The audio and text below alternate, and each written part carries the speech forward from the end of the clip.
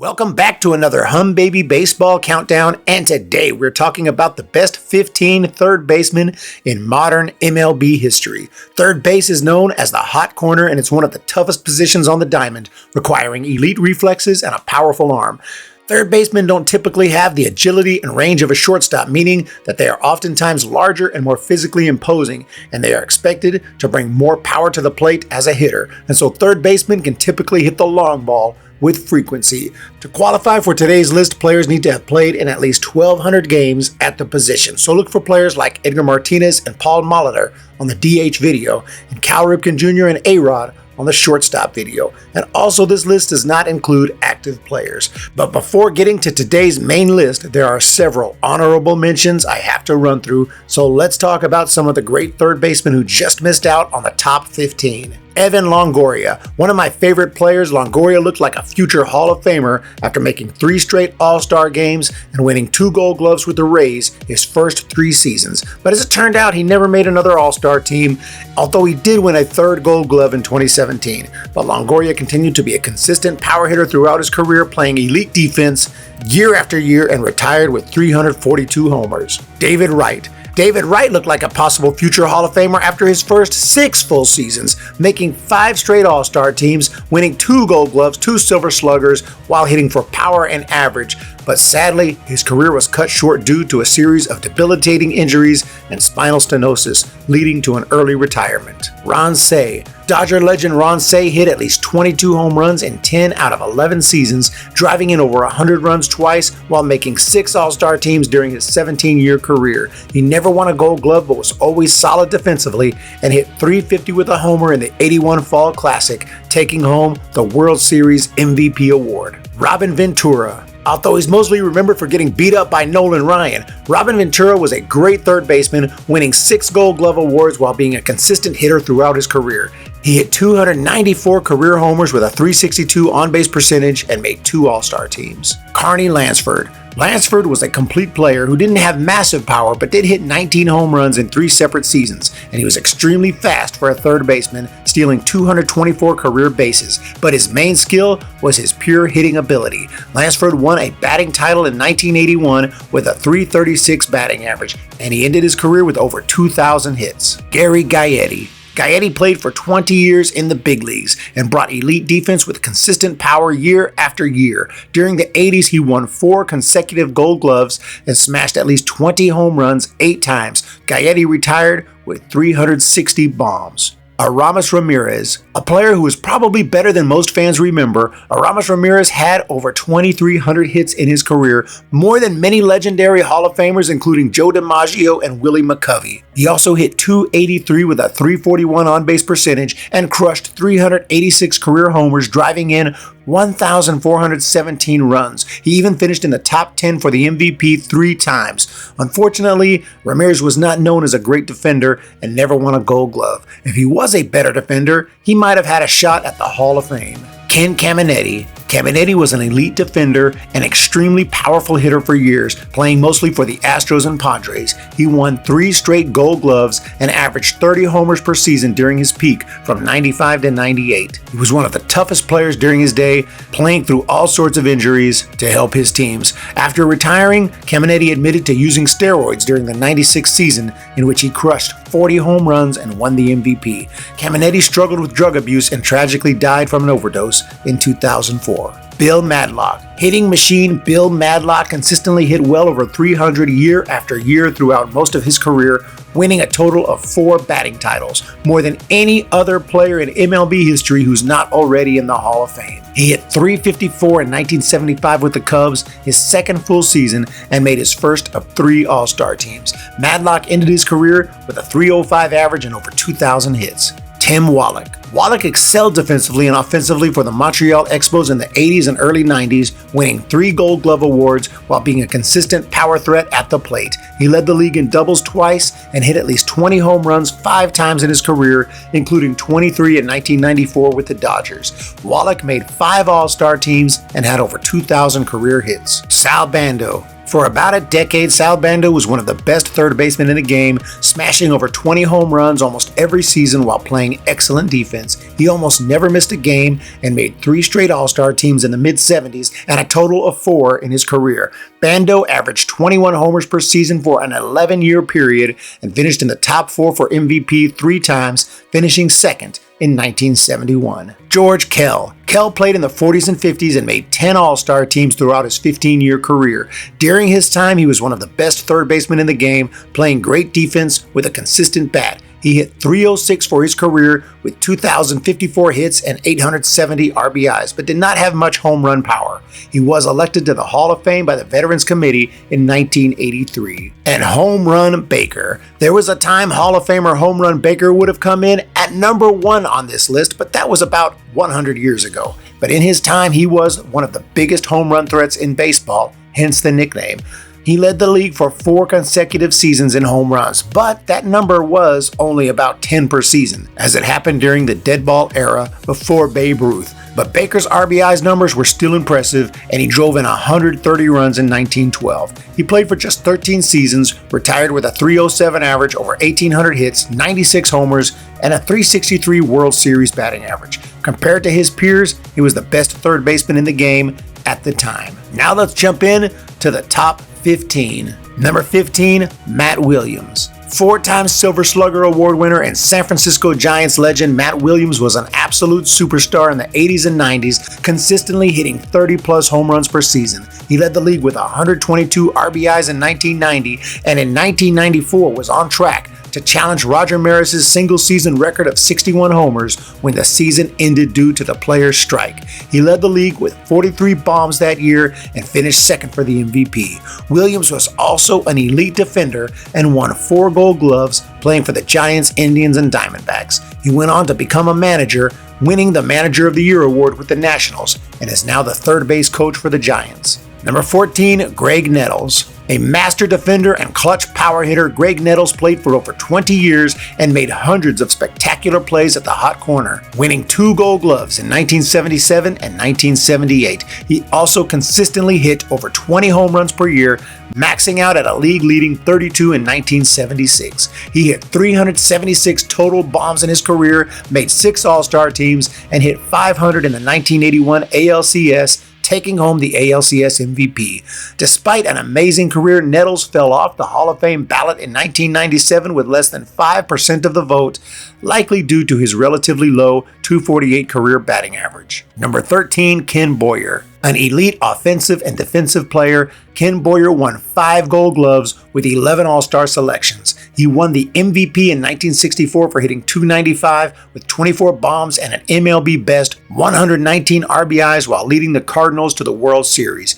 He retired with over 2,000 hits, a .287 career average, an MVP, and a career WAR higher than multiple Hall of Famers, including Yogi Berra and Harmon Killebrew, but somehow he got completely overlooked on the Hall of Fame ballot. Number 12, Buddy Bell. One of the greatest defensive third basemen of all time, Buddy Bell won 6 consecutive Gold Gloves in the late 70s and early 80s. He was also no slouch at the plate, collecting 2,514 career hits, more than any third baseman not in the Hall of Fame. He also hit over 200 career homers during his 18-year career. Bell never made the postseason, which likely hurt his Hall of Fame chances, but based on his contributions offensively and defensively, along with his total numbers, he should have gotten a lot more consideration. Number 11, Pie Traynor. Career Pittsburgh Pirate Pie Traynor was an offensive force in the big leagues for over a decade, going back to the 20s and 30s. He drove in over 100 runs in 7 separate seasons, hit over 310 times, and led the league in triples in 1923. He had some power, but played in the massive Forbes Field, which limited his home runs. Traynor played excellent defense and made the first 2 All-Star games to exist in 1933 and 1934. He retired with over 2,400 hits and a career .320 batting average. He also got MVP votes in 9 separate seasons, although he never won the award. Traynor retired as the greatest third baseman of all time and was elected to the Hall of Fame in 1948. Number 10, Darrell Evans. Moving into the top 10, we have my number 1 most underrated player in MLB history, Darrell Evans. Evans was a fantastic defender and excellent hitter who brought power and an elite eye to the plate for over 20 years. He made just 2 All-Star teams, but should have made many more. Evans is a player who would be much more valued today for his ability to work a walk, retiring with 1,605 walks and a .361 on-base percentage, but he also had big power, crushing over 400 career homers, including at least 40 in 2 separate seasons. He was completely snubbed on the Hall of Fame ballot, falling off after 1 year. Number 9, Ron Santo. Ron Santo was a multi-talented player who could field like few others, but also had big power along with an incredible knack for getting on base. He was the best fielding third baseman in the National League during the 60s and won 5 straight Gold Gloves, but also led the league in on-base percentage twice and walks 4 times. Santos smashed at least 20 home runs 11 times and retired with 342 round trippers and a career on-base percentage of .362. He also made 9 All-Star teams, but on the Hall of Fame ballot, he got a stunning 3.9% of the vote in 1980, falling off completely. Fortunately, the committee voted him in at a 93.8% rate, but unfortunately, he had already passed away. Number 8, Scott ROLEN. Next up, we have a relatively new Hall of Famer, Scott ROLEN, who is probably the best defensive third baseman of the 2000s. He won a Rookie of the Year in 1997, then his first of 8 career Gold Gloves in '98. He made so many sparkling plays throughout his career, but could also rake, smashing 316 career homers with a .281 average. ROLEN hit over 20 home runs for 8 straight seasons and retired as one of the best third basemen ever. He was snubbed on the Hall of Fame ballot for many years before finally getting elected in 2023. Number 7, Adrian Beltre. At number 7, it's Adrian Beltre, who dominated offensively and defensively for well over a decade for the Dodgers, Mariners, Red Sox, and Rangers. Beltre was a solid player during his first 5 seasons, but not necessarily a future Hall of Famer until 2004, when he smashed 48 bombs with a .334 average, winning the Silver Slugger and finishing second for the MVP. From that point on, he became a star, consistently hitting for power and average while also playing elite defense.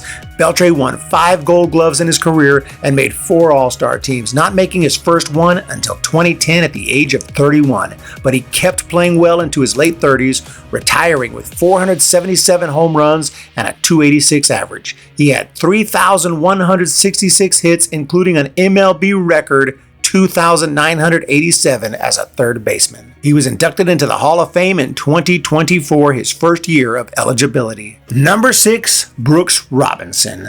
Now we move on to some of the absolute undeniable legends of the game, starting at number 6 with Brooks Robinson, the human vacuum cleaner, simply the greatest defensive third baseman to ever live. Many of the great American League third basemen on today's list did not win as many Gold Gloves during the 60s and 70s because Brooks Robinson was simply winning them all. From 1960 to 1975, Brooks Robinson won the Gold Glove every single season, a total of 16 Gold Gloves. He also made 18 All-Star teams and could hit, leading the league with 118 RBIs in his MVP year of 1964. Robinson crushed at least 20 home runs 6 times and retired with 2,848 hits. He was elected to the Hall of Fame in 1983. Number 5, Chipper Jones. A rare switch-hitting third baseman, 8-time All-Star Chipper Jones put up some of the best offensive numbers ever seen from a third baseman, combining power and average from both sides of the plate for nearly 20 years. He made 5 All-Star teams in a 6-year period, and the one he missed was from the year he won the MVP, 1999, when he hit .319 with 45 home runs. Jones consistently hit close to, if not over, 30 homers year after year after year and retired with 468 total home runs and a .303 average. He had 5 seasons in which his OPS exceeded 1,000. An incredible feat at the MLB level. In 2008, he won a batting title with a .364 average. He was not known as the best defender, but he could make sparkling plays and was excellent at the classic barehanded grab and throw play as well. Overall, as of now, Chipper Jones comes in as a top 5 third baseman of all time. Number 4, George Brett. Moving on to number 4, we have the Royals legend, Hall of Famer George Brett, who finished his career with 3,154 hits, 317 home runs, a .315 batting average, and even over 200 stolen bases. He made 13 consecutive All-Star teams and won 2 batting titles, including 1980 when he hit .390. That year, he also smashed 24 bombs and led the league in average, on-base, slugging, and OPS, easily taking home the MVP. He also hit .337 in the postseason, won an ALCS MVP, and a World Series ring in 1985. Brett continued to hit at an elite level and play spectacular defense at third base throughout his career. He won a Gold Glove in 1985, a year he finished second for the MVP. He finished in the top 3 for the MVP 4 times. Brett was easily inducted into the Hall of Fame on his first ballot in 1999. Number 3, Wade Boggs. Then there's a man who was born to swing a bat, Wade Boggs, who was not drafted until the 7th round out of high school, but hit well over 300 in the minors, forcing a call-up, then immediately hit .349 with just 21 strikeouts in 381 plate appearances in 1982 for the Red Sox. From there, he just kept hitting with a league-leading .361 average in '83, his first of 5 career batting titles, and he hit .368 in 1985, a year he collected 240 hits, the most hits in a season by an MLB player at the time since 1930. On top of his incredible bat, Boggs could also defend, winning back-to-back Gold Gloves in the 90s. Boggs retired with over 3,000 hits, a .328 career batting average, and a .415 on-base percentage. He was easily inducted into the Hall of Fame on his first ballot. Number 2, Eddie Matthews. Up next, barely above Boggs, I'm going with Eddie Matthews for his incredible power combined with an elite ability to get on base and a fantastic glove on defense. His batting average might not be as good as Boggs, but he smashed 512 career home runs. He led the league in homers twice, with 47 in 1953 and 46 in 1959, but he also led the league in walks 4 times. He retired with a .376 on-base percentage, 12 All-Star selections, and 2 World Series championships. He got MVP votes in 10 separate seasons, finishing second twice. And for a trivia question answer, Eddie Matthews was the only player to play for the Boston Braves, Milwaukee Braves, and Atlanta Braves. He was a feared power hitter who played excellent defense for about 15 years and comes in as the second best third baseman of all time. Which brings us to number 1, the greatest third baseman in the history of the game, Mike Schmidt. To hopefully no one's surprise, at number 1 is the legendary Mike Schmidt, the greatest third baseman in MLB history, who retired with 548 career home runs. He played for 18 seasons with the Philadelphia Phillies and brought elite power to the plate every single season for 15 years, leading the league in round trippers 8 times between 1974 and 1986. He set an MLB record with 515 home runs as a third baseman and also tied an MLB record with 4 homers in a single game. He was also very disciplined and worked plenty of walks, leading the league 4 times in the category, and he also led the league in multiple seasons in on-base percentage, slugging, and OPS. Aside from the incredible bat, he was one of the best defenders of all time, winning 10 career Gold Gloves. Schmidt won back-to-back MVPs in 1980 and 81 and won a third in 1986. He also had 4 career postseason bombs and helped the Phillies win it all in 1980 with a .381 average and 2 homers in the World Series, and he did take home the World Series MVP award. For me, it's not even close. The greatest third baseman in the history of the game has to be Mike Schmidt, and it's a title he might just hold forever, forever, forever, forever. And that does it for today's ranking on the greatest third baseman in the history of MLB. Let me know your thoughts in that comment section down below. I tried to include as many names as I could, but it's impossible to include them all. Let me know who I missed, and don't forget, I didn't include active players. Maybe I'll do those another time. This one is for retired legends. I hope you all have a wonderful day. Hit that thumbs up and subscribe button, and we'll talk to you in the next one.